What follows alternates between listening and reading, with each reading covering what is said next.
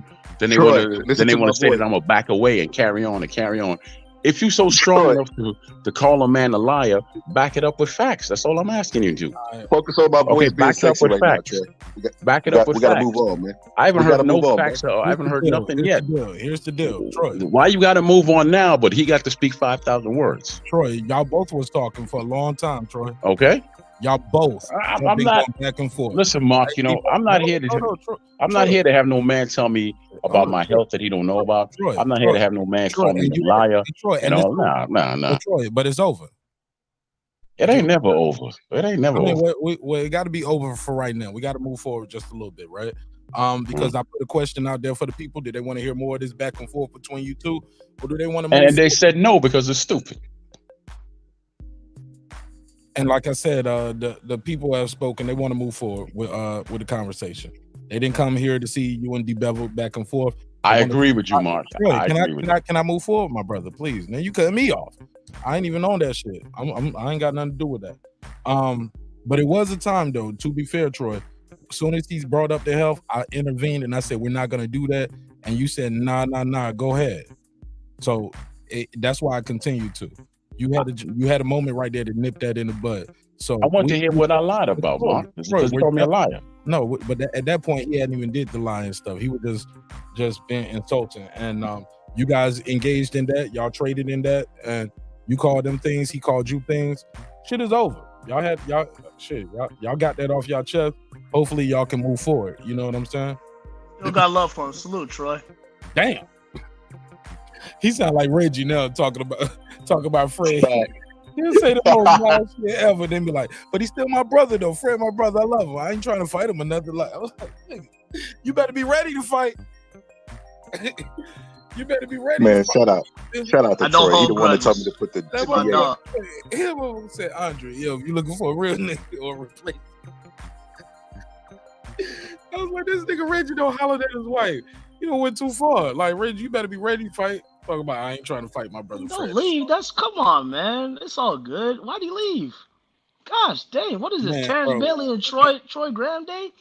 Dog. Y'all, salute y'all. I got love. Motherfuckers that hang up on you, bro. Man, bro.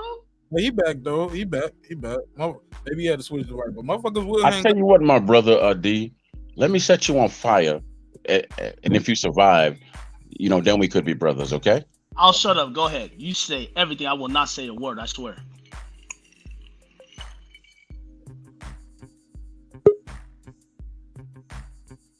Go ahead. I think he's running his tongue through his gap. He wants you to hear it. Shut up. Go ahead, Troy. He ain't saying nothing. I got his mic muted. Go ahead. No. You said it was over. This is your show. This is your show, and I'm gonna respect that. Well, you came back on saying you about to set him on fire. That's not what I said. He called me brother. No, Mark. He called me brother. You just say fire. Yeah, Mark. Let me say what I said. He called me brother. Said he loved me. I said okay. I said okay, D. I said okay, D. Now why don't you let me set me on fire? Why don't you allow me to set you on fire? If you live, then we could be brothers. That is what I said. Oh, that's dirty talk. Okay, see, hold on. See, I thought you meant metaphorically, like you was about to say some bars, and I was gonna give you a last word. But let's move forward. Dub right side in the building. Shout out to right side. Right side. Did you see the fights tonight? No, man, I missed them, bro. I missed them. Hold on. I know you didn't pull up on no boxing panel. We talking about the fight. You missed the fight. Nah, man, I missed the fights, man. And y'all been enlightening me. I done caught some of the playback of it, man. I had a wedding and then the reception, all type of shit I went to. Yesterday I was at the goddamn Georgia game, and so I done missed this whole weekend of fights, bro. All right. So what you here for tonight? What's on your mind? We talking Hey, man. Hey, I'm here to listen to y'all cooking. Then, hey, y'all will talk the fight. Then y'all will go on somewhere else. I can always talk boxing with y'all. The audio isn't working in the chat. Oh, so I need to stay in the chat? With you. Y'all, I'm like, you can't hear from the chat. I'm fucking with you, man. You know, no, you good. You good, bro. Ortiz won, right side. Man, I was shot, man. Look, so third round knockout. It wasn't no damn third round knockout. It went to the car. So I done seen that much. But he knocked him down a couple times. But man, I don't know, bro. He knock him down at all, man. He fucking with you, man. Ruiz won the fight. No, I meant to say Ruiz. Man, he fucking with you, man. They gonna be. I meant to say, man, Ruiz, Ortiz. Respectfully, never mind. I ain't gonna say that. But nah, man. I had Ruiz winning the fight, and I will say I got to go back and watch it again, man, because the scorecards look to be very close. You know what I'm saying? And for them to look that close to me, bro, I didn't think the shit would be a close fight. So I got to go back. Then I will say the other thing. I did look at the punch stats as well. And y'all correct me if I'm wrong, but both brothers landed somewhere about 80 punches. It's on the screen, bro. Can you see the screen while you talking? There it is. Oh, yeah, exactly. So I'm sitting here like, God, and I was listening to Lady Chann earlier, how she was saying it was a boring fight. Like, did y'all think it was boring? I know, Mark, you said it was suspenseful for you. Just wanting to grab everybody's opinion on it since I ain't got a chance to watch it yet. Man, watch the fight, man. This shit was suspenseful. Especially, but it might because you don't know what's gonna happen. You know what I mean? But I think you should watch it, especially in anticipation of Ruiz's next fight, so you can gauge the performance. But yeah, don't ever let nobody tell you a fight is trash and you don't want to watch it because of what they said, and you end up being one of those people that just watch highlights. Don't watch the fight. I know some dudes like that, they don't watch no fights. All they do is watch highlights. And they want to have a conversation and a debate with me on the panel, and I'm about to roast you, homie, because you didn't even hear the shit in the corner. You wasn't hearing this. You wasn't seeing that. And I'll be like, damn, man, you ain't even see the fight, but you up here. And that's what I think too, Reg. You know, that's what it could be, Reggie. When people be doing all that shit, a lot of these motherfuckers don't even watch these fights. But they've been around so long, people just think they know what's going on. But these dudes ain't watching the fights because they ain't buying the pay-per-views. We know that. They'll tell us that. And then they probably don't even know how to string a fight. Some of them. But maybe they ain't watching the fights. They watching the highlights. They listen to other people talk about the fight, and then they just get their bars off. Because it was some good shit going on in all of these fights, all of these cards. I was shocked, man. I saw that El Rayo. I saw he lost. Now I thought it was gonna be a good ass fight between him and I hope I say the brother name De La Santos. I thought it was gonna be. Just say Santos, bro. Yeah, I thought it was gonna be a good fight, but I thought he would win the fight. I was shocked. I definitely want to see that, especially I think they said the ref stopped it, right? So I got to go back and watch that because I was shocked to hear that El Rayo lost that fight. Yeah, man. The referee told him, I ain't gonna let you get embarrassed out here. Did it look that bad? Told him that in the corner. Yeah. It was already. I was like, I thought to say too late, motherfucker. He been getting embarrassed. In the words of my good brother Shelton Moore, he got his ass kicked. Shout out to Uncle Shelton. Got his ass kicked. Like that. God damn. I thought that was a tough fight for him though. You know what I'm saying? The matchmaking in that fight, I was shocked that they made that fight happen the way they did because I thought they want both prospects to continue to build themselves. So I was shocked that they made that fight. Somebody got to go. Somebody ain't getting his next contract. Somebody about to take a pay cut. You about to be fighting for $5,000 in your next fight. $5,000. Like, y'all paid me $50 last year. $5,000 for this fight. We'll let you fight 3 times this year. 5, you might get 10 on the next one. You gotta work your way back up to that 50,000. They're gonna give $250K to fight Tank, bro. I don't know who. That's what one of them. Whoa. One of them. No, never heard of it. Never heard of it. But speaking of Tank Davis, he was there, and Isaac Cruz called him out after the fight. They put the camera on. Like, see, these are the things about the fight that you won't get watching the highlights. You got to watch it in real time. When they put the camera on Tank, Tank was shaking his head like this. Some people took that, and I've been hearing them on the streets already, reading the comments. Some people took that as Tank Davis saying, I don't want to fight him. But what Tank did next was, like, he was like, they forget that part when he waved his hand like, man, whatever. This dude ain't worth it. He ain't did nothing. You know what I'm saying? They take that one part of him shaking his head and be like, see, he was ducking him right after the fight. Because what they miss a lot of times in that Jim Gray interview, when Tank Davis said, hell no, they'll say, Jim Gray asked him, do you want to fight him again? And he said, hell no. No, what he asked him was, does he deserve a rematch? No, they'll take it as, are you going to give him a rematch, or does he do you? He was like, no, does he deserve a rematch? Hell no, I beat him with one hand. He was trying to move on to bigger and better things. But it's probably gonna happen. Like I told y'all, that's gonna be his Maidana. But I'll pass the mic around. But Isaac Cruz had a hell of a performance. What did you guys think of Isaac Cruz or Isaac, however you want to pronounce it? But Mr. Cruz, what did y'all think of his performance tonight? I thought it was a great performance, even though I didn't even watch the fight. I thought it was a great performance. Hold on, Mark, you didn't even watch the fight. let me I think explain he this. clowned. Yeah, I didn't. Can I But go I to thought somebody it, who saw the fight first, then, please? Like yeah, damn. go ahead. Yeah, I'll go Like, last. damn, Go let ahead, somebody Mark. who actually saw the fight. Go ahead, Mark. You're right. Hey, I'll which go. one? Let motherfuckers see the fight speak first. Motherfucker, like damn, that was weird. Small hats. It never heard of it. Small hats. Go ahead. Who saw the fight? Isaac Cruz performance. Yeah, no, I saw it, and I thought he bashed the hell out that dude. But I also like what I saw from Isaac. I like what I saw him doing. I seen Isaac. I like that he keeps his guard up high, so it's hard to really touch him. He's aggressive, come for a fighter, and the way he punched down to this dude's body, he hurt that dude with some vicious body shots that brought the dude's hands down, that left him exposed, and then Isaac started crushing him. And even when he was hurt, it was like the dude couldn't even get his hands up. I don't know what was going on with his hands. He almost didn't know what to do with him. And Isaac went to go chop his head off. And Jack Reese should have stopped the fight at that damn point. That fight should have been stopped, but he let the guy go back out there. Also, I want to say, because I was saying I agree with that ref telling the dude Royal, I'm not going to let you get embarrassed. And I want to stay with the fact that I didn't see nothing wrong with that. And with the stoppage is that I think that ref did care about Valenzuela. And also it was good to stop him being that this is a young kid. Exactly. Don't let him go in there and take more abuse than he needs to. He can pick himself up rather than let him go back out there and get crushed. What if he was winning though? You'll let him embarrass the other guy though, right? If Ryo was winning? Because he was supposed to win. You get what I'm saying? Yeah. I'm not gonna let you get embarrassed.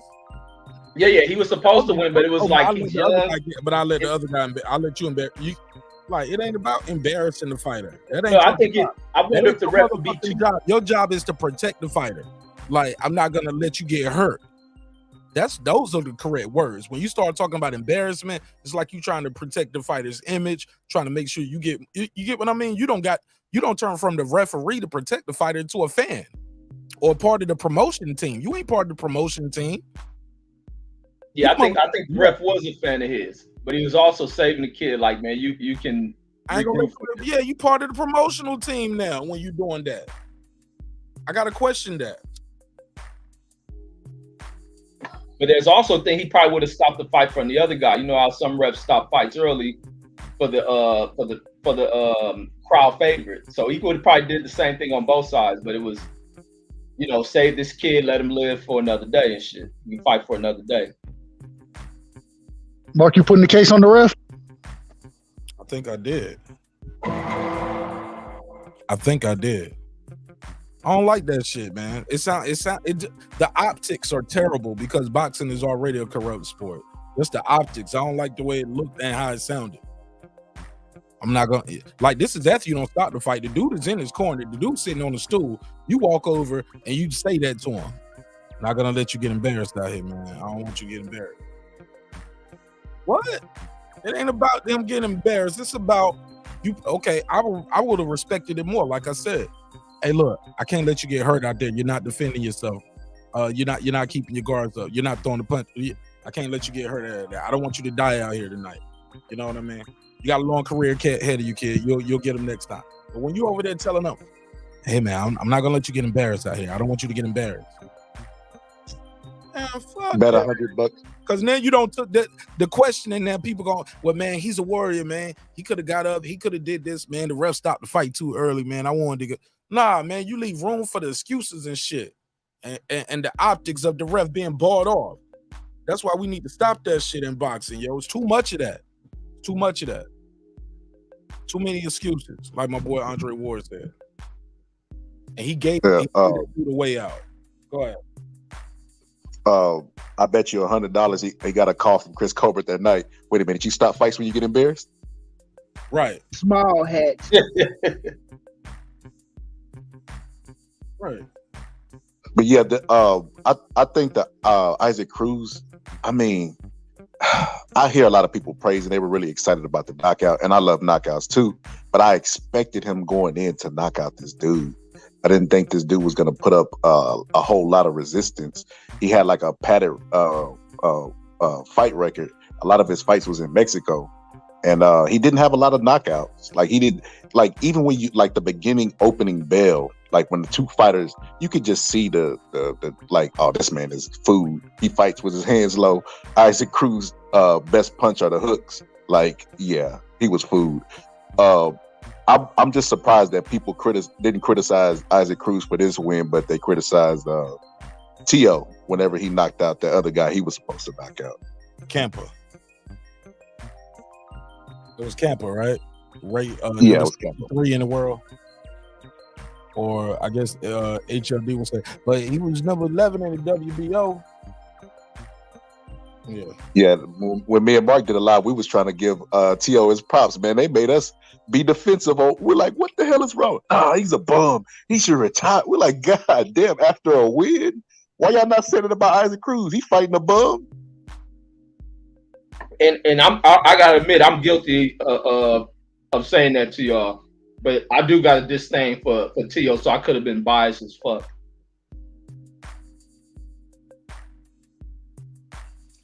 All right, Mark, I'm ready. Go for it. All right, Isaac Cruz is another cherry off the tree for Tank Davis. Okay. We just saw, like on the boxing chats or, you know, boxing scene, whatever, they said, oh, it's either going to be Isaac Cruz or it's going to be Ryan Garcia. We know it ain't going to be Ryan Garcia. Just like when Ryan Garcia, it's either going to be Tank or some other guy that they got on Golden Boy lined up. You get what I'm saying? Tank's another guy that's protected by his master Floyd and, you know, Big Nose Ellerby. You get what I'm saying? He ain't going to fight Teofimo. He ain't going to fight Lomachenko. He ain't gonna fight Ryan. He ain't gonna fight none of these guys. He ain't gonna fight Devin. None of these dudes. Okay? We're fooling ourselves, getting our hopes up about this Tank Davis. Alright, he's gonna fight Isaac Cruz. He's gonna win. Then what? On to the next cherry off of that tree that's almost out of cherries. Hey man, they told me that well I saw a video. They say Tank pulled up on Ryan at the club, man. They say Tank want to fight. He want to smoke with Ryan. That's what they say. I have an opinion. I have an opinion on that. Right side, I agree. They say a lot. They talk a lot. You know what I mean? These little Instagram, Twitter beefers, when they're beefing online, they ain't gonna fight, man. They're not gonna fight. Tank has showed us for the past 5 to 6 years. He ain't gonna fight. Everybody says Tank is young. Tank is young. Tank has been 21 for what, 7 years now? How long is this guy gonna be young? How old is Tank now? 27, 28? He'll be 28 in November. There we go. We were saying this when he was got an 21, age. 22. He's a star. We were saying this when he was. If Floyd was saying, oh, he's young when he was 21, 22. Here we are. He's about to be 28 years old. 28 is still young. saying, oh, he's young. You're 28 right. is, hold up. 28. Hold up, homie. 28 is young still. What are you talking about? But how long you gonna be young for? Okay, we know he's young. They've been he's still Mark. young. They've been saying He started early, bro. Mark. But 28 in the division isn't young right now. So Mark, because of the division, he's go young. ahead. 28 is young, and he's floated through 3 different divisions. Mark, bro. He's still young. Mark. 28 is young. 27, 28 is supposed to be your prime years. He ain't fought shit. And he's kicking ass, taking names, bro. Yeah, primes last against longer guys now. he's supposed to Primes beat. last longer. And look, We don't know how everybody. he do it. We don't know how he do it. First of all, he's so highly skilled and talented. Let's be honest. Is he? Other than Is he? against Ryan, people gonna call that a cherry pick. Okay, Even though is he? Ryan's How do fitted. we? How do we about know this? if he's? It's a lot of people that will say he'll beat Devin. That's not just a given that all these other guys gonna beat him. He's the favorite 9 times out of 10 in most of these fights, bro. Okay, He's the favorite. how do we know? He's gonna be the favorite in the Devin fight because of the knockout power. He's the favorite, bro. No, I don't care about favorites. How do we know? I'm telling you what it is, though. No, matter who no, you listen. fight, No, y'all you're gonna say he's not. supposed Mark, to you're beat not him, bro. explaining to me. Mark, you're not explaining to me. How do we know he's highly favored and highly talented? He ain't fought shit. This dude ducked Tevin Farmer, bro. You call that ducking? Tevin Farm. I call that ducking. Yes, Tevin I Farmer. do. Hold on. First of Tevin all, Farmer Tevin Farmer gotta is keep not a winning. duck. Tevin Farmer got to keep winning. Why? Because he went on and lost? You call If he would have kept winning, they would have called it a duck. Ducking somebody who went out there and been taking losses. Tevin Farmer trying to fight Mickey Bay. Wow. He trying to fight Mickey Bay and can't even get that shit to go. Tevin Farmer ain't nobody. Yeah, I mean the position he's in now, but I'm talking about back then when Tevin Farmer had a title. He had already been getting. Tevin Farmer was beating other bums just like Tank. He ducked. Okay. Ellerby has walked his big nose ass out there in the States. We ain't fighting that guy. We ain't fighting that guy. We ain't fighting that guy. Take the store. We ain't fighting him. We ain't fighting him. Tank has won interim belts, WBA regular titles, and everybody's talking about like he's the shit. Tank ain't shit. Okay? He ain't unified nothing. He ain't won a legitimate title. This guy runs around winning regular titles, and they call him the man. He ducked. He hasn't fought Teofimo, he hasn't fought Ryan, and he ducked Lomachenko. Those are the facts. All of those people are different. Why can't it the other way? Why they didn't duck him? Why the money couldn't be right? Why it couldn't be the promotion? It's not. Hold up, homie. All of those people you named with different promotional companies. Like that shit is. Bro, you seen what Crawford? You see what he had to do to go through? He going through to get the fight. You guess. Listen, bro. I let you speak. Let me say this part. Devin had to go jump through some hoops to get the fight. If what we're hearing is true, Garcia just had to jump. Ryan Garcia just had to jump through some loops to get the Tank Davis fight that should be going on in December. Did you see those? Them going back and forth on Twitter earlier. Are you really gonna say that? No, I did see that. So you brought up Ryan Garcia. So if Devin, Ryan's a sucker too. Okay, see what I'm saying? Hold up, homie. You just said he ain't fighting the dude. The dude, if they fight in December, that shit is gonna be big. It's gonna be huge. It's gonna be bigger definitely bigger now than it was before. Mr. Gatorade deal. Hold up, homie. You can't say he ain't fighting nobody if he fights the guy this year. Or are you gonna be one of those guys who say, oh, but look when he fought him. He didn't fight him then, he fought him now. You gonna be that guy? You gonna be Larry Merchant? I'm not gonna be that guy. And if Tank fights Ryan Garcia, I will send a $50. I will send $100 super chat right now. Write it down. You're a man of Cash your word. App. Fuck You're the a man super of your chat. word. Cash App. You're a man of your Cash word. App. No, Cash App. Fuck the super You're a chat. man of your I ain't word, giving bro. YouTube shit. I ain't got to timestamp nothing. You said it. I remember it. You believe it. If Tank fights Ryan, you ain't say he got to win. I get $100 just for the fight being made. Mark, this ain't a. This y'all ain't hear a one. this shit? Y'all hear this shit? No, right? listen. Let me explain this, Mark. Mark, let me explain this. This ain't a two-sided bet. If you're wrong, you ain't got to send me shit. If Tank fights Ryan Garcia, I didn't agree to that. That wasn't the bet. If Tank fights Ryan Garcia, I'll send $100 Cash App super chat. My fucking word. I'm not Troy Graham. Salute, Troy. I'm just playing around. I'm playing around. Calm down. I'm playing. Well, at the end of the day, in this situation, Mark, hey, you need to take it because, goddamn it, it's a win-win situation for you, brother. It's a win-win situation. It's a win-win, Mark. Looking that. I hope the fight announced within the next day or two. I hope the fight is announced tomorrow. Only thing now, here's my point. Right side, listen to this. That fight will never get made. Talk to me. Thank you, Troy. Now, I don't disagree. Right side, listen. Also, D, man. Also, D, thank you for saying that you're not Troy Graham. Because you can't beat me. Man, come on, keep cooking. Keep cooking, bro. Keep cooking. Bro. Okay. Right side. This is what I'm gonna ask for in return. I want five lifelines. Right side, listen to me. I can interrupt any argument. 5 times. You gotta talk to Mark about that. You gotta talk to Mark about that one. I can't speak to Mark channel. If Tank fights Ryan, I will send you $100 Cash App. If he doesn't fight Ryan, I need 5 interruptions. This is just 5. Fight him worth $20 each. each. The December fight that we was talking about, right? Yes, the December fight you're talking about. I need 5 I don't care who's arguing. I don't care if it's talking. Even the host, my boy Mark. I get 5 free interruptions. I ain't gonna use them all in one night. Somebody got some background. You say you want to use them all in one night. I'm not going to use them all in one night. I'm Oh gonna yeah, stretch you these. good. You good. How many? But I want you to How check long off the list. How All long right, is your D. That's, interruption? How long using is a your rant? lifeline. One of my 5 lifelines. How long is your rant get to be? Put a time limit on it. Oh, I gotta put a time limit on it. No, these are just because interruptions. you get to cut me off like what? You get an hour? You get 3 30 minutes. He get 3 minutes. 3 minutes. Let him 3 decide. minutes. I like that right side. 3 minutes. Yeah, 3 minutes. Respectful. My bad. I'm just, you know. Yo, Yeah, respect. right No, side in respect. here negotiating and shit. Who you Al Heyman ass nigga? I was Right? Nah, I was talking to your girl. She said that's how I'm long you Tom can Brown, last bro. in bed, 3 Hey, look, minutes. I'm Tom Brown. I ain't Al Heyman. I'm Tom Brown, I bro. get 5 I'm the behind the scene nigga. interruptions. And you know I'm not gonna take 3 minutes, the full 3 minutes, but Nah, I get man. to You use strike. it. Nah. You know, 'cause you strike me as a 1 minute man.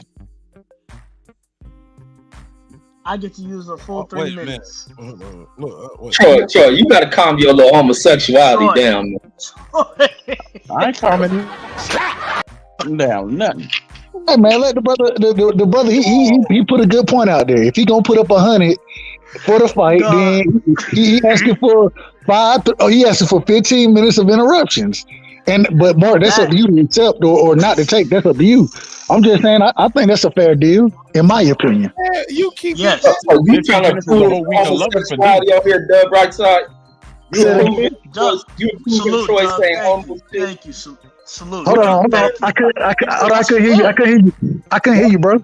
Mike, let me hear Reg. Reg got a terrible I night. said Dub, right side. So you approving homosexual shit after Troy No, he's making all talking these about he approves homosexual my comments? opinion, Reg. Not Oh, Troy. He's talking about me.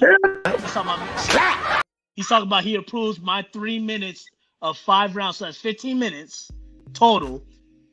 If Tank does not fight Ryan Garcia, I get 5 interruptions. When there's a big debate going on, Mark can't mute me. Mark can't mute me. He can let me interrupt. I get 5 of those. Now, if Tank Don't you do that anyway? If Tank fights Ryan, Man, maybe you just want to give me $100 and support the show, man. Let's do it. I'm gonna support regardless. Shake my hand. Shake my hand. Shake I'm my gonna hand. support. Appreciate it. I'm gonna Shake my support regardless. And Reggie, hold on, real quick, man, Reggie. They shook Hell, you, Troy. but Reggie, real quick. Hell no, I don't support none of the homosexual shit Troy be talking. And no, I ain't talking about No, that. Dub was referring to me. Dub was talking to me. Okay, I got you. Troy. He ain't talking to the troll. Respectfully, But- and I want no disrespect to Troy Graham. No disrespect to him. No disrespect. There's no dog, homosexual stuff. He said he came out his own mouth and said he a 3 minute man. I'm just saying he's a 1 minute man.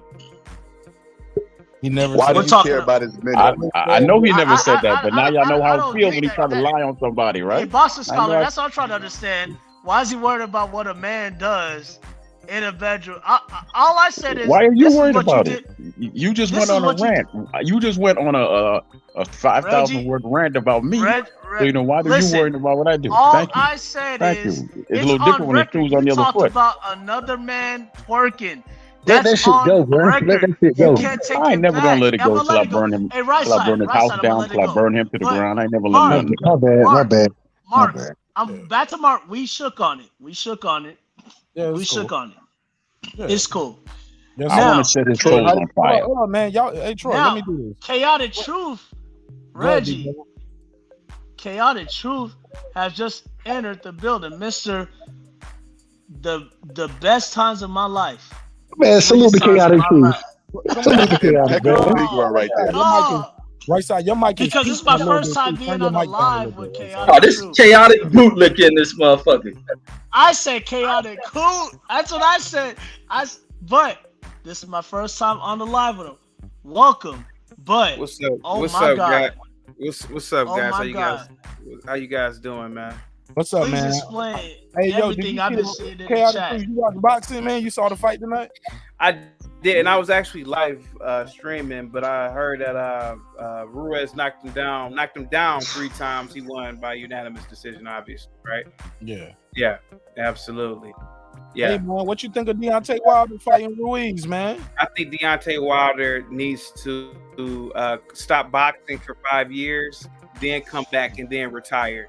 Deontay Wilder is a basketball player who boxes. The heavyweight division is absolutely trash. and it's been trash for decades. Actually, there's been no depth in the heavyweight division, and I could arguably say that the heavyweight division has pretty much have been a marketing scheme by the media. Let's be honest, Deontay Wilder is number 2 or number 3, but other than that sleeper that he has, or that eraser that he has, man, let's be honest, he's not really a technical boxer, and neither are many heavyweights. And I really have gotten really discouraged with watching any heavyweight boxing matches. So would I want to watch a fight with him and Andy Ruiz? Probably not. I probably would rather watch a WNBA game at this point. God damn. Yeah. Yeah. Go ahead, K. How do I keep getting muted, bro? I'm muting because I'm listening to him. I'm muting. Go ahead, K. Let's just be completely honest, man. Deontay Wilder started boxing when he was 19, 20. It just shows you the talent level of the heavyweight boxing. Heavyweight boxing is trash. You could pretty much be 6'1", 200 pounds, and you could be 24 and just start practicing and start sparring, and they'll put you in the ring. It's not a good division, man. I don't like watching heavyweight fights anymore. Yeah, So, it's just two big niggas brawling. all right, what you think?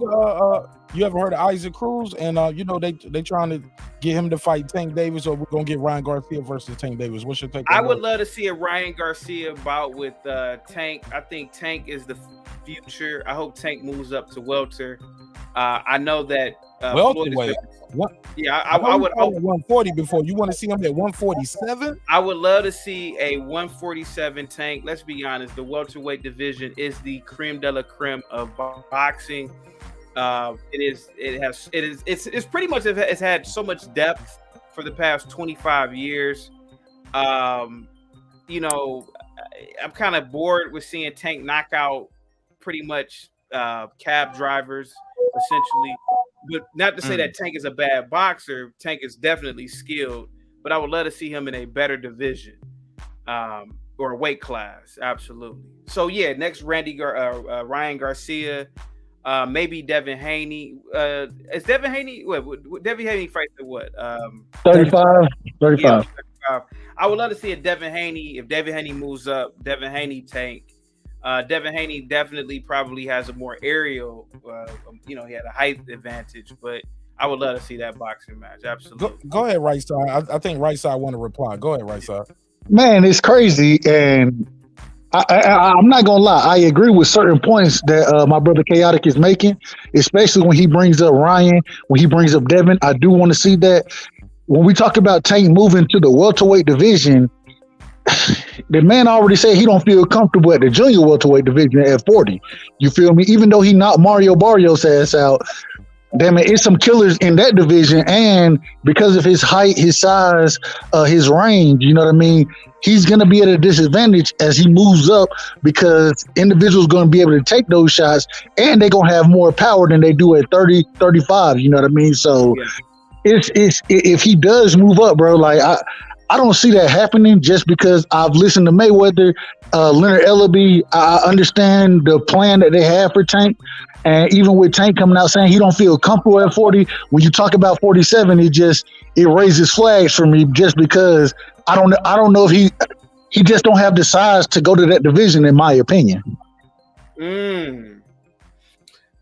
Well, I mean, I'm pretty sure somebody said the same thing about Pacquiao 25 years ago. I'm pretty sure somebody said the same thing about Floyd when Floyd was fighting at lighter divisions. I'm pretty sure somebody said the same thing about Adrian Broner when he was fighting at lighter divisions. And these individuals were champs in so many different weight classes. And Devin Haney he's a absolute monster. I think his knockout rate is 97%. So it could be argued no, 56%. I got it, right side. Right side. You ain't got to be so quick off the mute. I can correct him when he's wrong a little bit too. You talking about Tank Davis, not Devin Haney. I'm tired, so I may have said Devin Haney, but I meant to say Tank, not Devin Haney. Go ahead, continue. Can I go after him? Yeah, I meant to say Tank Davis, not Devin Haney. So Tank, if Tank were to move up, I think he should move to 147, because he already has a very high knockout percentage. So I mean, moving up, it may, of course, his percentage will go down, but he will still be a powerhouse, in my opinion. I could be wrong though, but you know. Go ahead, Troy. Yeah, I was gonna say that when you mentioned Pacquiao and Mayweather, that's two different skill levels. When you're speaking about Tank moving up to 147, I've seen Tank in person. He's very small. He cannot move up to 147. And Adrian Broner never once fought at 147. He always came in like 143, 144, or something like that, because he's a tweener. He can't do 147 either. Tank cannot go up to 147 because those guys shrink down from damn near 170. He can't do it. Okay. Tank can punch though. He can punch, but at the same time, when you're able to punch against smaller guys, that's one thing. When you start to move up weight classes, they're talking about 47. I want to talk about 40 before I get to 47. There are guys I think give Tank a hell of a run for his money in the division. You know what I mean? And so if we want to say him moving up to 47, will his power carry? I can't say it won't because I saw it carry at 40. But at the same time, the dimensions that he has, once he starts to move up, bro, you fight much bigger fighters. And Tank is used to being the smaller fighter, but damn it, when you fighting bigger fighters who can punch with you, you know what I mean? Like it's a different story. So I think that's one of the reasons he said he felt comfortable at 35, even when Ryan was talking about 40 is his division, and they were talking about making that fight happen. Whether they make it happen or not, I don't think they'll make it happen. I hope they do, but I don't think they will. If they do make it, I don't think it's going to be at 40 because I think Tank needs the advantage of draining individuals down to come down to 35 just because of his size and reach advantage against some of these bigger guys. Now, Tank could do 140. He could go up to 5 pounds, but he's got to stay in shape and he's got to stay on that fighter's neck. Take a guy like Buddy McGirt. He's about the same height as Tank, I believe. They're about the same height. I just think he has a bigger frame. He moved up from a smaller weight class and went to 147, and he wasn't knocking out nobody. But at 140, he was knocking out everybody. Most of his fights, like with one punch. So you can't say that he'll do the same thing at 147 pounds because you're fighting guys that are going to be 30 pounds bigger than you, 20 pounds bigger than you. Interesting. Hey man, you guys are definitely a pugilist, and I definitely respect it, man. Guys, I gotta get the hell up out of here. I gotta get to sleep. Guys, what do you? I'm sorry. What did you say, Mark? No, I said appreciate you pulling up. What was the show about earlier tonight? I did my show on Joe Biden's incredibly insane and absolutely terrifying speech that he delivered the other day. It looked. Are you a Republican? I am a white boy defender. He took white boys' asses. Hold on, y'all. I asked to do the question. He didn't even get it all the way out. I am a staunch Republican. Go ahead. Tell me. So it was about his speech, you said, right? Yeah. Joe Biden delivered a absolutely insane speech. You guys should really see it. It's quite disturbing. I saw it. He pretty much condemned half of the American population and said that half the American population are terrorists. A third, because you can't count kids, right? So 70 million. No, I'm talking about the voting public. Not a third. Yeah, the voting public. Correct. I'm glad you corrected me, Mark, on that one. Yeah, I didn't want to. And it looked like a damn scene from the Star Wars movie. Joe Biden looked like Emperor Palpatine, and the two Marines behind him, respectfully, looked like damn stormtroopers. It was absolutely absurd. I did a show on that tonight. And to answer the young man's question, I am a Republican, sir. I believe in conservative values. I believe that we need to make America great again by nuclear families, morality, stronger school systems, securing our borders. I'll be completely honest with you. You said you a fucking coon. God damn. Hold on. Stop. See, he jumped in, then right side jumped in, and Troy, or it was No. I just want to come on the show so you know. Look, let the man finish. I promise y'all will get a chance to reply. Just because you disagree, you gotta be so just so impulsive. Let him and by the way, Mr. Graham, thank you so much for serving this great country, sir. The reason why I can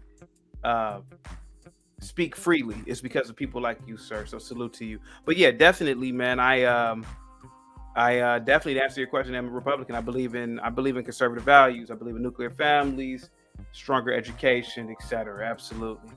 All right, go ahead, Troy. You can reply, then Reggie, then Right. Because listen, man, I want to come up to your show and we can have a real debate. Because God. I'm not a Republican and I'm not I don't subscribe to any party, but I think I can have a pretty good conversation with you over there. Oh, absolutely. Go ahead, Reg. Man, this old Angelina Jolie village finding hut living motherfucker with this bullshit. Now, Donald Trump comes out there and say some ignorant ass shit in that speech he gave, and you didn't say a goddamn thing. Now, Biden went in there and condemned all them old pieces of redneck racist shit. And he spoke out about fucking white domestic terrorists. And you sit on here to defend like it was the worst speech you heard. You're certified. Go ahead. Okay, out of truth. Reggie, salute to you, sir. I see that you are. Save the salute. Okay, all right. I'll say the salute, sir. Reggie, you know damn well, sir, that you would not take your black, dark-skinned ass and move to any country where the people look like you. You wouldn't move to Haiti. You wouldn't move to Guyana. You wouldn't move to the Caribbean. That's just this part of the Western Hemisphere. Let's talk about Africa. You for damn sure wouldn't move to any part of West Africa. Sir, you love everything about the white man. You love his culture. You love his technology. You love his cars. You love his clothes. You love the white man, sir. You're part of the same hypocrisy that I am. There is no white supremacy. Rednecks haven't stopped you from doing anything, sir. I'm pretty sure, sir, the only people that have ever fucked you over in life have been black people, and I hope that has never happened. But if it did, I'm pretty sure it's only been black. Nobody's ever stopped you, sir, from reading a book in a library and being whatever you want to be in school, sir. So you are just like most black Americans. You want to be a victim, despite the fact that you've never been victimized. You've never been a slave. You never lived through Jim Crow. Ain't nobody ever prevented you from doing something, sir. And what you do, sir, is you probably watched Amistad, and you probably heard your great uncle tell you about something that supposedly happened, and he don't even know that it happened. It's just a game of telephone, sir. So, sir, stop it. Be wrong, sir. Move to a black nation. There's 70 of them on the planet. All of Africa, pretty much, except for Morocco and Algeria and Egypt, are other than those 3 countries in Africa. You got 56 countries that are ran by blacks. Everything is black. The black pilots, the airports are black. The police black. The military black. Black. You can move there, sir. The mines are controlled by blacks. You go to Congo. You can work in the coal-tain mines for black people, sir. Sir, you could. Those nations are colonized, though. Okay, out of truth. Those nations are not colonized. The last colonized nation was in 1972, sir. Other than that, most of those nations were free in the 60s. They when you go to court, it's under the Queen, though, right? And their courts are independent and their courts are autonomous. Those are their courts.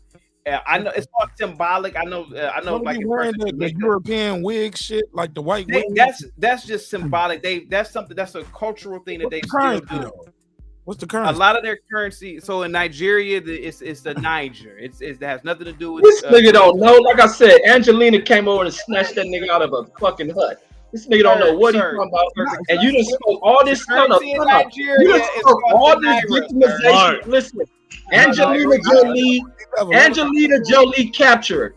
You captive of Angelina. I didn't play no victim. The insults are funny, but the insults gonna be good points though. He didn't make no good points. He talking about some big nigga. Nobody. No. He playing the common shit that he hear other. He playing this shit that he hear other Negroes say. You hear me complaining? You say some of this shit. No. You didn't hear me. And what this nigga try to play that I play victim. I heard you say the same shit. Some of that shit. You was like, you hear me say what? What? You was like, y'all niggas didn't live in no Jim Crow era. You picked up the Frederick Douglass book. You was like, listen. This how I know this nigga. This how I know your ass ain't even listening. Did I play any victim when I told this nigga about what Joe Biden said in the speech? No, it didn't come out my mouth. Listen, it didn't come out my mouth about playing victim. I don't play victim about being black. So this nigga just Mark, running the can I script he respond hit to from the him? white boys. He Not running a every- white boy Can I script. respond to him? He running a Mark, white can I boy respond to script. I did not once, and what I stated respond was to him, about Mark. black people being oppressed, black people being victims. It was Black about people I heard you say this shit clearly, Reggie. And you when held you hear me say that, you heard me say that in other videos, right? Did you hear me say that? You heard me say that in other videos, right? Yeah. Did I say that? Did I say that to this Negro? No. My shit was specifically about him saying about Joe Biden's speech, which was a speak about fucking white domestic terrorism. Talking points you have agreed with though, Reg, like about Yeah, like. but no.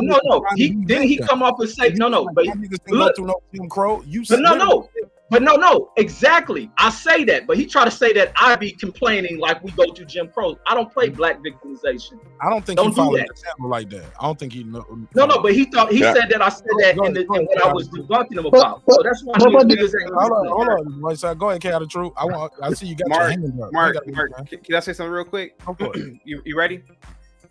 Okay. Beastie Boys, Ice Cube, Tribe Called Quest, Scarface, Digital Underground, UGK, Redman, Rule of thirds. Master Rule of P, thirds. We only need 3. Rule of thirds. Raycon. You want me to stop? Okay. Please, rule of thirds, my brother. Rappers, you don't listen to rap. rappers. I don't even know what rappers, we talking about with the name of the rappers. Rappers in the 90s, they love Trump. Mike Tyson, he's not a rapper. He spent $1 million one time to hang out with Trump for 2 days to get his business acumen up. Black people love Trump in the 90s. And all of a sudden now Trump is racist. Isn't that remarkable how the media can turn somebody into a villain when in fact just 30 years ago, Reggie, now you said you were 40, Reggie, so you know. Niggas, and I'm gonna kill you on that Trump thing. Like I said, you just got here. You don't know about Trump. You just got here. Niggas, no, I was born here, sir. You was born in that hut. I got Jolena documents on you. Got Angelina Jolie documents on Snatch you. Let me jump in here and say something real quick, please. I want to hear that. I'm enjoying this back and forth. Right. Okay. You and DBevill had your back and forth. Let me hear this. Now, Mark. I just asked this man to prove me wrong. If he believes that this country is racism, is racist white supremacy, if he believes all this, I challenge Reggie. Why doesn't he just move to Nigeria, South Africa, Gambia, Niger? It's 54 countries, sir, that the people look like you. And everything is controlled by people who look like you, sir. Why don't you move there? If it's so much racism here, if the white boys here are just that bad. But listen, the white boys can go back to Europe because the white boys is new here like you. I want to put y'all backstage, but damn, let them have their moment, like the mother motherfuckers had their moment. The white boys are new here like you. They can go back to Europe. They're the ones doing all the complaining and crying. Not so much as just black folks, but you ignore that. The white boys are complaining. The white boys are storming capitals and shit. They can go back to Europe. Many of them descend from a new wave of white people coming here. Ellis Island hoppers, visa, airport, visitation, won't return back to their country type fucking whites in America. They can go back to Europe. Just like Jolie can take you back to the hut. Go chase a lion, nigga. Mark, may I respond to this guy? Reggie, you are a unique individual, sir. Black people, and I saw it firsthand, sir, literally destroyed cities 2.5 years ago. I saw it with my own eyes.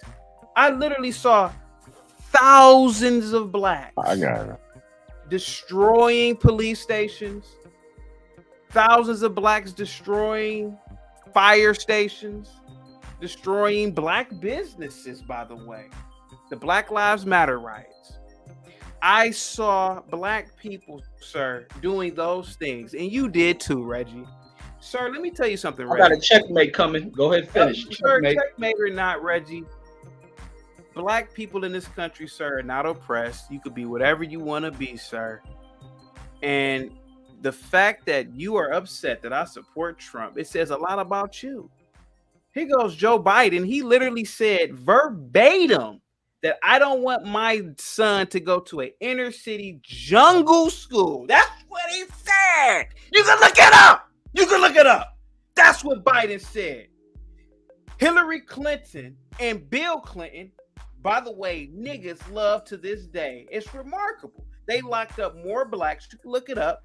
And Hillary Clinton, out of her own fucking mouth, said that black boys were super motherfucking predators. She didn't say motherfucking, but she said predators. Sir, am I lying? Sir, nobody's bothering you, Reggie. It ain't nothing more pathetic, Reggie, than a grown-ass man crying about how the white man don't like him. The white man don't like me. but don't give a fuck about a black man who's your damn neighbor. Reggie, stop. And no, you should stop because I don't complain about no white person liking me. And like I said, white folks do a whole shitload of complaining, and they can go to Europe. They can look. Like I said, they can go back to Europe. No. The white folks do a lot of complaining, and they can go right back to Europe. But let's go back to you talking about 2-3 years ago about black folks burning down all these cities. If you pull up your footage here, young buddy, you will see a ton. You will see those 50,000 white boys sitting out there burning police stations, setting firefighting stations on fire, doing all the protests over the deaths of black people. I think there was a huge turnout of white folks, your masses, out there burning shit. Cal Rittinghouse, you remember that white boy? Who did he end up gunning down? He gunned down 2 white boys, sir. Exactly. Why did he gun down 2 white boys? Because that's all that was in the motherfucking streets. You know what I mean? Because they No. What was out there? No, it ain't about the attack. No, it ain't about the footage. What was out there in the streets? What was out there in the streets burning them stores down? What was in the streets? Checkmate, dummy. You arguing with the wrong person. Argue with the most slave coons you be talking with. Your posse. No, I don't argue with anybody, sir. Checkmate. Hey, go watch your videos of those protests and riots. I think you see a lot of your motherfucking owners out there. Your Angelina Jolie out there tearing stuff up. Shit. Right, we gotta move it forward at some point. Yeah, thanks, Mark. Yeah, at some point. After checkmate, we gotta move it on. Go ahead, right side. Or Troy. One of y'all was trying to. Well, both of y'all was trying to jump in. I think Troy was first. Then right side. Go ahead, Troy. All right, well, go ahead, right side. No, I mean, I'm just saying that in this situation, both individuals are right. Both of y'all are telling facts about the situation that we saw happening. You know what I mean? We did see black people out there. As far as the BLM movement goes, but we also saw a majority of white individuals out there starting the chaos. You know what I mean? We saw niggas from what do you want to say it's Antifa, whatever you want to say it's from.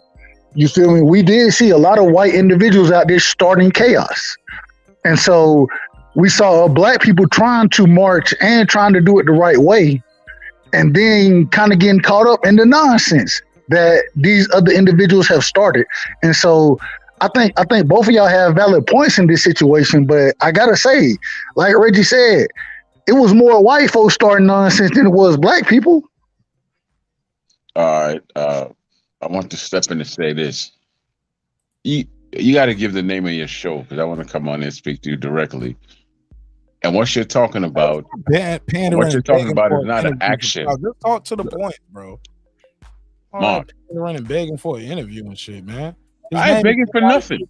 I didn't beg for nothing. I simply said I want to get out the truth live. It's on the screen. I didn't come on here and beg for nothing. I didn't know the name of the show, and I said his name is on the screen. K out the truth live. Okay, now, Mark. Now, how the hell was I supposed to know this name of the show? His name is K out the truth live. Okay, I'm glad we cleared that air up. But you know what you're talking about when you say you saw so and so burning down this and that. That's not an action. That's actually what happens. You know, when you have a reaction to something. Why don't you speak on the action that caused that reaction? You mean a and also,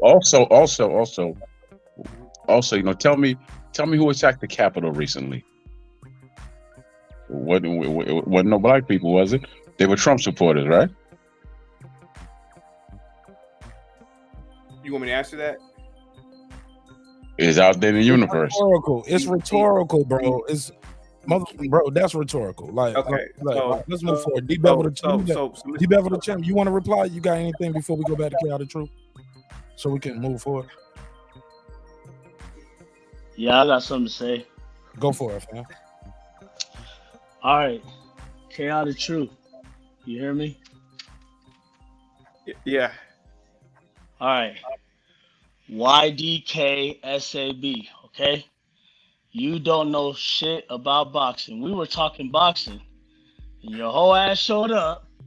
Then you turned this into some fucking black and white shit. Listen, go on a panel with Passionate Bliss. Okay, y'all make the best fucking couple. You get what I'm saying? You're just like Fred the Pussy Hawthorne. You create chaos just to get a rise out of your fucking channel and shit like that. You know the stuff you're saying is bullshit. There's a few things I agree with you on, but you come on here, you say a bunch of coonery ass shit just to get a rise out of everybody, just to get clicks for your channel. Okay? We're over here having a great boxing debate, and then your ass show up and turn it into something that it's not. All right, to be That's fair, all I got. Mark, can I say something, Mark? Hey, I didn't bring it up. Reggie did. Let me say What this. does Mark got to say? No, thank you, DBevill the champ. You're welcome. I invited the brother to speak. I asked him what his show was about. I know what comes with that. So if you want to be mad at somebody, be mad at me. I invited you. Yeah, thank you. I'm being honest. I invited that. I knew what comes with it. Now, So can I respond to doing. It don't bother me. Now, I didn't Mark, mind. may I respond? Now, Mark, may I I respond just to responded. DBevill? Like, it's not your fault, bro. Like, I invited that. 'Cause I knew what comes with it. Now, DBevill, no offense to you, sir. I don't have to market my channel. No offense to Mark. Mark is not in my algorithm. My algorithm consists of conservative people who go to conservative platforms and Lapeef Network. That's it. I came over here because I thought Mark's platform was nice. I like the setup. I like his talking points. I like how he's a good host. I don't need clicks, sir. No offense, DBevill. Secondly, to Mr. Graham, George Floyd was a crackhead, sir. He does not deserve any statues. He does not deserve any sympathy. He's a grown fucking Does he man. deserve to be murdered? He didn't deserve. Thank you. I never said he deserved to be murdered. Let's start with that because that's the ultimate. Okay, how about this? You can get off. You can't get off. You can't get off. He didn't deserve to be murdered. I never said that. But what I'm saying is that niggas are hypocrites because in the inner city, I see it all the time. Police killing. A crackhead is never respected in the inner city. Blacks don't give a shit about kids and dope fiends. Missing the point though. Now, when the government tech dollars pay for somebody to be a civil servant, you should not be committing murder. Live But on sir, camera. black people. There are so many black on black crimes. There are so many incidents that There's no such thing as black on black crime. Okay. Get him, Troy. Guys, I'm just gonna go on mute real quick because obviously Yeah. Like impulse control is a motherfucker, man. Like, but go ahead, speak your piece, man. Y'all. I don't want to mute your mic, and I don't want to have to like put everybody backstage while some people talking. Some people flow like that with the cutting off. Some people they can't get their thoughts out. It's like, so you got to respect everybody else. The chat is still live. You can type and put in the chat, but some people can't flow like that. Let the man speak. Some people don't. Every weekend in Chicago, Memphis, Tennessee, Birmingham, Alabama, Detroit, any place where there's a blacks, you got innocent little babies, 6, 7, 8 years old, getting gunned down by dumb niggas who can't aim. Every weekend, you don't really have that in the white community. You don't see Black Lives Matter. You don't see anybody protesting. Nobody gives a damn about these little beautiful little black babies that are being slaughtered by niggas every damn weekend and on pretty much every day. You have, and I did a video about this, a black woman in Memphis, Tennessee. She was walking to her fucking car and two degenerate little niggas carjacked her and killed her. Well, why not just carjack the lady? But to kill her, nobody bats an eye. You don't hear shit about it. These things happen all the time. we commit a lot of motherfucking crimes, and you expect me to be up here and have sympathy for a fucking crackhead who was a career criminal and who destroyed. He didn't do shit for black people. Sir, you missing the. I let you. I let you speak long enough. I got to jump in. I get all of that, but murder by police in front of God and country, you gotta address that. Like, I don't give a fuck who he is. I don't care if he was a crackhead, a prostitute, a pimp, a hustler. You should not get killed by the police who are there to protect you with his hands in his pocket, on your knees and on your back. That's the issue. Mark, was he not resisting? You can get off of drugs. You can change your life. resisting? Sir, he's handcuffed. He was handcuffed. Was he not resisting originally? You're handcuffed at that point, and your knee and the knee is on your neck, sir. Obviously, hey, look, sir, a jury of his peers found him guilty of murder. Case closed. Let's move forward. True. I agree with that. He was murdered. He was not killed. He didn't die for resistance. He was murdered, sir. And that's what that and those are the facts. Those are the facts. You can get off crack. Those are the But facts. come on, my brother. Like he was murdered. Like, we can move forward with this. Like, because the jury's already out on this. What happened in that case? Like, everything we say right here is just all opinion. Fact is, that man was murdered by the police, and those police are doing time in jail for murder. All right, and also, because in this country, you don't get sentenced to death by cops because you have a drug problem. You don't get murdered by cops. And even if you do resist, it's different types of resisting. You got felony resisting. But once you are in cuffs, you are under police custody. You have the knee on the back. It's three of you guys. At some point, y'all can put him in the car. Put him in the car. Try to put him in the car. He's telling you he can't breathe for over 8 minutes. I don't have to relitigate this to you, sir, because like I said, these are facts. They got convicted for murder. And the mother motherfucker's about to go to jail probably for killing Breonna Taylor. And when that happens, I'll have you back on again and we can talk about it again. Those are facts. Those cops lied on the stand and lied on paperwork. Troy, that's your mic. Those cops lied on that paperwork, and their ass is about to go to jail too. And when that happens, I'm gonna have you back on again, and we're gonna talk about those facts. Because all that other shit that happened with that state was the Attorney General Cameron, bullshit. He was wrong as fuck. And we're gonna talk about that again later too. Let me do the super chat and we can move forward. Shout out to my boy Juan. He said he got a pen. He said, but I see and respect in both views. Because if we can't argue and understand, we can't build. I get it. Let me give him a $5 drop. I got 5 on it. But go ahead. And anybody want to reply? And then we can move forward. Yeah, I do. I'm about to actually leave though, Mark. I just want to leave, but I got. Hey, well, chaotic truth. Before you jump out, I never brought up George Floyd to you. I made the comment about the Capitol, which you never touched on, because the same things that you were saying that George Floyd did, that he resisted arrest. These dudes fought police. They fought police and they killed one of them. None of them died though. So why don't you break that? Why don't you break that down? I'll break that down for the same reason why black teenagers murdered a 30-year veteran of the police force who was a black man protecting the store at the Black Lives Matter riots. I'll break it down just like that. Okay. Also, same way the white folks killed a white cop at the Capitol. Bring me on your show so I can make you cry and everyone else on it, because you motherfuckers is clowns. You're crying right now, sir. You're crying right now. No. Bring me on the show. Black boys. You go live. You gonna see me in the chat. Drop me a link so I can clown you. Black boys, 2 teenage boys that were black on camera murdered a black police officer. He wasn't in uniform, but a black man. That's a fact. What does that have to do with the Capitol? Well, can I jump in for 1 quick second? Just 1 quick second. You're comparing the Capitol riots that had $1 million in damage compared to the Black Lives Matter riots that had over $2 billion in damage. from white boys. Damage from white blacks, boys. sir. It was a, No, what are you talking no. about? No. Sir. You hear Black Lives Matter and you associate it with black. When you go back, I saw it with my eyes. Listen, squirrel head. Reggie, When you you're go back lying. and watch, you ain't see shit. You ignore every single white motherfucker you just seen fill them cameras to try to act like some black people did it. Now go back because you heard Black Lives Matter. Black Lives Matter was full of white folks.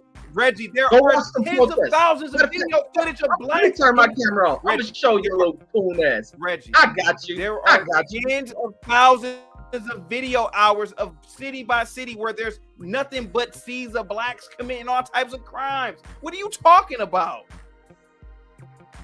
Reggie, am I lying? You got eyes. There's video. Bruh, you're lying, and I'm about to show video you. footage fake too?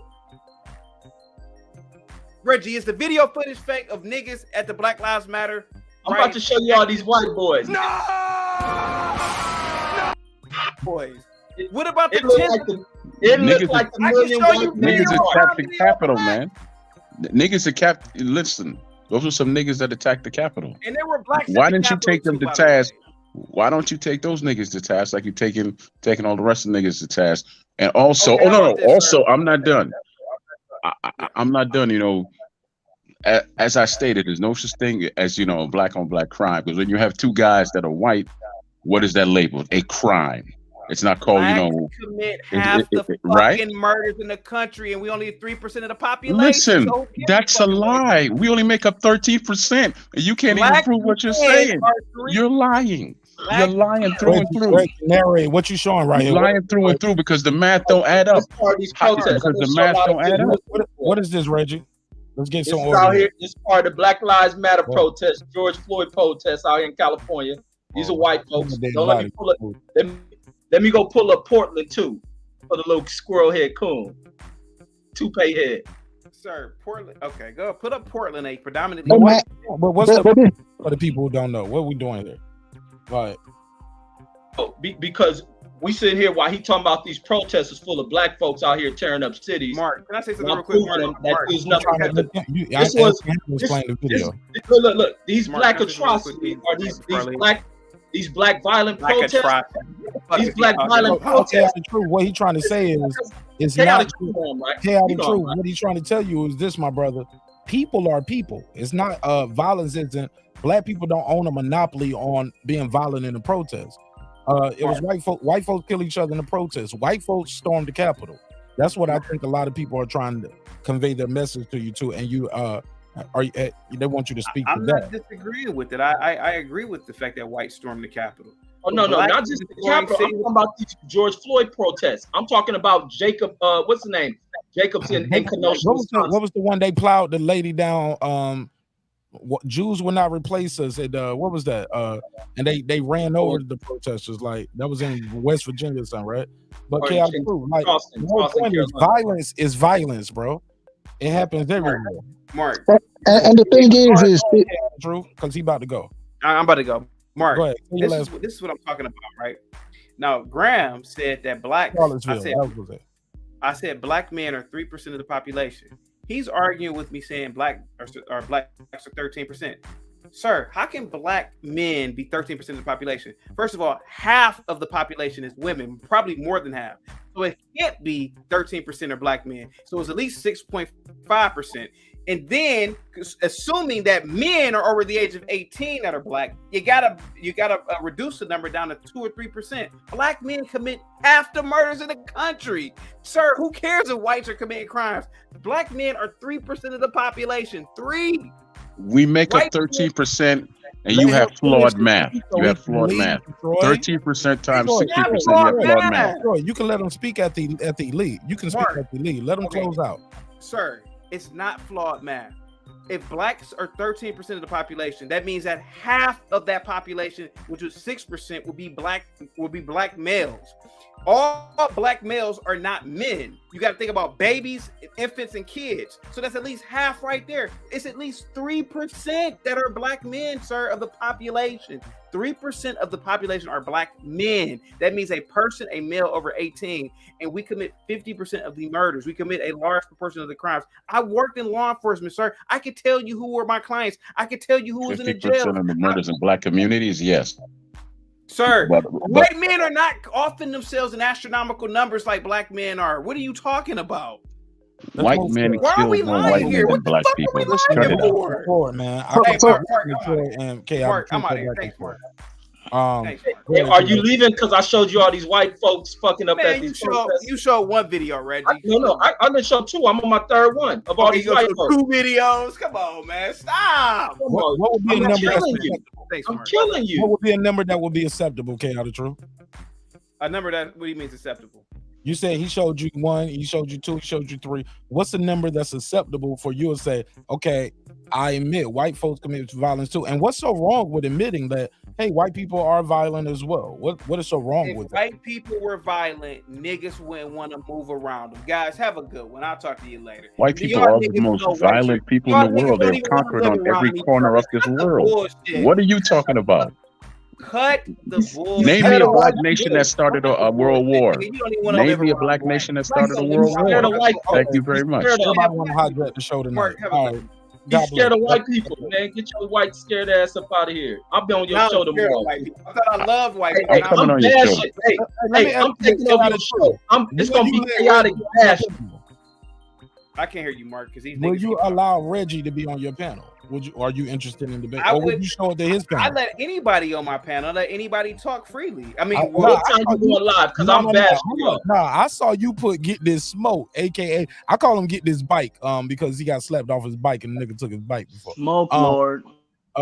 So I saw Mark, you to answer put your him in question, the I let dirt. everybody on my panel. You put him in the dirt. As soon as he caught you was like, what, nigga? We ain't talking about that bullshit. And you Oh, you banged mean it. Lafitte at work?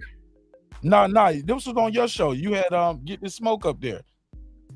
He called it. Why would I do that? Let somebody. You didn't even let that shit slide, bro. You got him out of there so quick. So that's why What I was did he say? you was talking to him, man. You was having a conversation. And he was like, you just didn't agree with his talking point. He was like, what, nigga? We ain't talking about going back to Africa type shit, blah, blah, blah. I don't remember your quote. That shit was funny. He said, Oh well, a lot of times when I get people up the panel, it's also like I bring them back up. I do that drop to be funny, but I listen, Reggie, come to the panel, man. Just come to the panel, dude. I can't wait till you have your nigga moment, man. What time you going I live? really Don't try can't to wait put me till on you the have your Why nigga would you? moment. Hold on, Mark. Listen to this dude.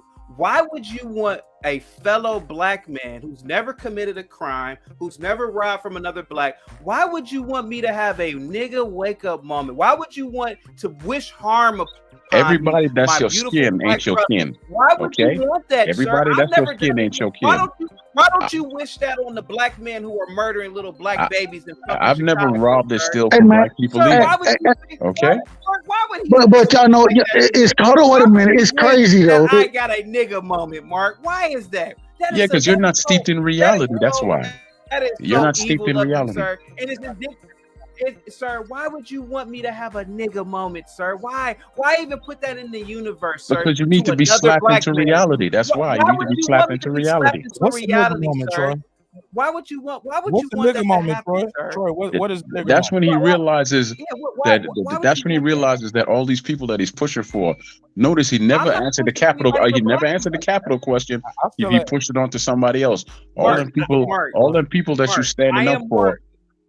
they don't What's his even name, let you Mark? in the back door. Man, but They don't this even let you is in the the back crazy. door of their why house. he ain't talking? Go ahead. Okay, I they didn't don't. hear Troy. I didn't hear you They say won't what's let the you in the nigga back moment. door of their house. Mark, Troy, I You don't. can't even have a meal with them. Graham, I don't give a Okay. fuck. I'll ask Troy later. Okay, Graham, plug your channel, man. I don't want to hold you longer than you. Graham, hold on for a second, Mark. Graham, that's your problem, sir. I don't give a fuck about going to the white man's house and being in the backyard. See, that's what you secretly want to do, sir. I'm a You the one full that came black on here and Said you would die for Sir, white women. sir, I'm not gonna lie about these people. These people are dominant, but sir, I don't want to be. So we can move Sir, this to the round. Graham, everything you're saying about me is what you really want. You really want to be around whites, sir. I don't give a fuck about being around whites and being accepted Man, by them. stop lying. You lying like a motherfucker. The white folks gonna hear you. They're gonna hear you, boy. You secretly want that. Boy, I don't give a fuck. The white folks gonna hear you, boy. They done brought you over here. You niggas, sir. You get your hair cut by him. So how you talking about you don't give a fuck about white people? Sir. Everything about you is white. You said that you would die for a white woman right on the show. I never Didn't you said say that? sir. Come on now. That was you. I said I would die for a white woman. That's what I said. Okay, show me the video and timestamp it. You said you're married to a black woman, right? I'm married to a black woman, sir. Exactly, but you love white women and you would die for a white woman. That. You did say. I never said that. I said that white women was like being in heaven every day, sir. I know exactly what I said. And they there are you like go. being in heaven every And day. there you just go. Like living, just like Most of the white women that you want probably look at you as a every day. nigga. And that's ER. That's not GA. Okay? Graham, listen. You're putting words in my mouth that I didn't say. I never said I love white women. I said being with one is like being in heaven every day. And being heaven is love, man. Heaven no, is it's love. not. You don't know what you're talking about. Man, stop trying to mask over wording, man. You sir, fucking sir, Graham. I bet you right now you won't cam up and show us the inner city neighborhood you live in around blacks. I bet you live around whites. I bet you got the white man's Mercedes. I live in an urban community, man. I know you don't. You're and lying. I'm a mentor. I've started Cam chess up clubs, right now and show and I've taken them to the urban boxing gym. community, sir. Thank you very much. Cam up. I don't give a fuck about a chaotic truth. Cam Chaotic up right truth. now. Show your urban community. Wait. Since you powering white folks right now. Look. Since you kissing white people ass so much, you kissing ass people, white people ass so much. There's black communities. Look, you know what's the thing going on in America? Time out.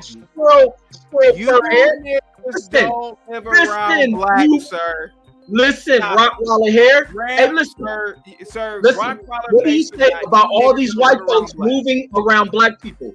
This gentrification shit. What do you say? 21225 is my zip code. Go ahead and Google it. 21225 is my zip code. Go ahead and Google the zip code. No, white people are moving into black neighborhoods rapidly. What do you got to say about that? What is this about white people moving around black people? White people, sir. No, white people love us. They're moving into our neighborhoods. No, sir. What is they that? Don't think about you, Reggie. You want them to love you. That's no. Why are they moving in our neighborhoods? Sir, they're not moving in your neighborhood. They're moving in because you niggas can't take care of it, so they're about to gentrify it and get you up out of there. That's they're moving into them. They're trying to be Why around. do you call everybody nigga? Why do you call black people's niggas, man? Why? Sir, you call each other niggas in rap songs and in daily conversations. Okay, so you have a black mother. Is she a nigga too? Called you a nigga, sir. That's black. Is your mama a nigga? No, he was raised by Angelina Jolie. His mother's still in the village, man. Angelina stole that nigga. She's a bed wench. Sir. Yeah, he born. His mother got a puppy mill. He's from an African puppy mill for Europeans. Angelina came and got him. She's a house nigga. I would let her answer Graham's question. I don't have a relationship with my mom to say, "Mom, my nigga." I mean, no, that's my mom. I don't have a relationship like that. Now, my cousins, my aunt, yeah, I would call them niggas, but I don't call my mom a nigga. I don't have a relationship. We're not friends. It's my mom. Yeah. Graham, she's a white mother. My mother's not white, sir. She's black. She's a white mother. Hey, y'all, you guys notice how like he showed up in a white shirt and even the CT Chaotic Truth is in white letters?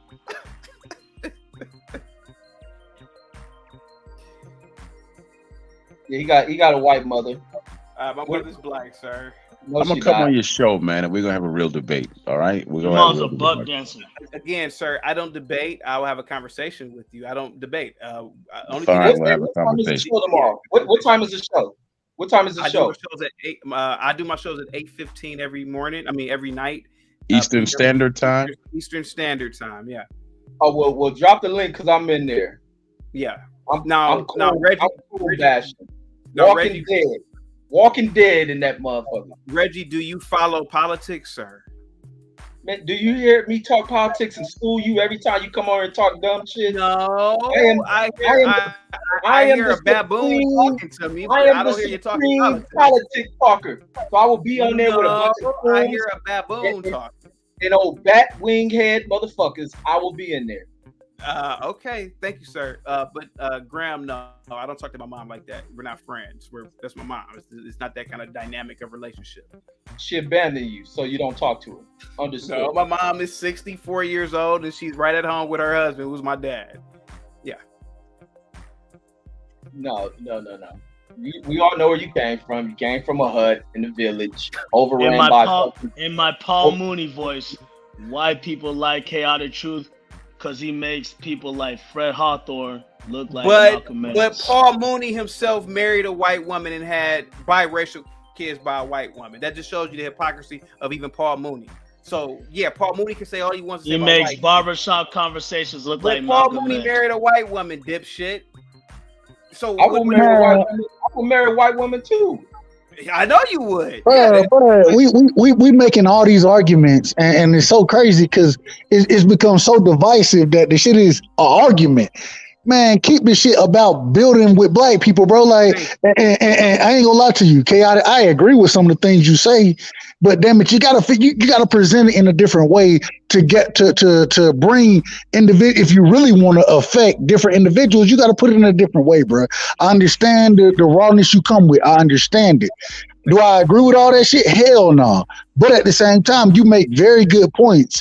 Like Reggie make very good points. And I want to see y'all debate each other on those points in a respectful manner, bro. It don't have to be, goddamn it, motherfucker. It ain't gotta be all of that. You ain't gotta be no Coon. He ain't gotta be no Coon. Ain't nobody no Coon out this motherfucker. Just build with each other. And just build.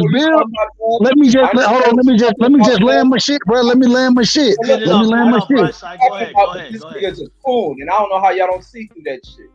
Nigga been cooning since he been on the airway. Charleston White.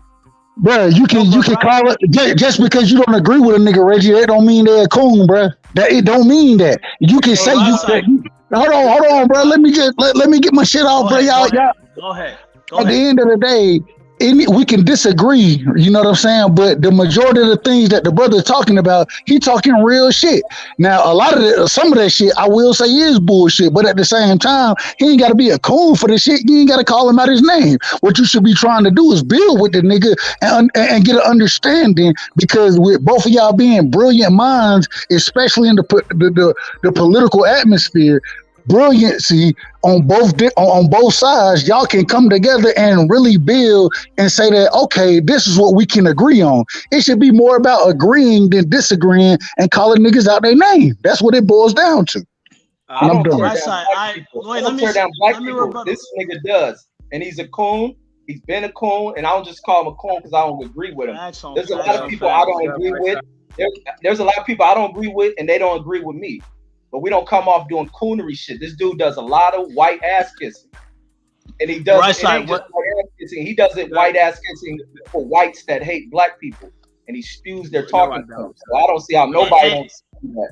And when I say the right side, we were talking boxing, but this dude comes in, he don't know shit about boxing. He talks about cricket.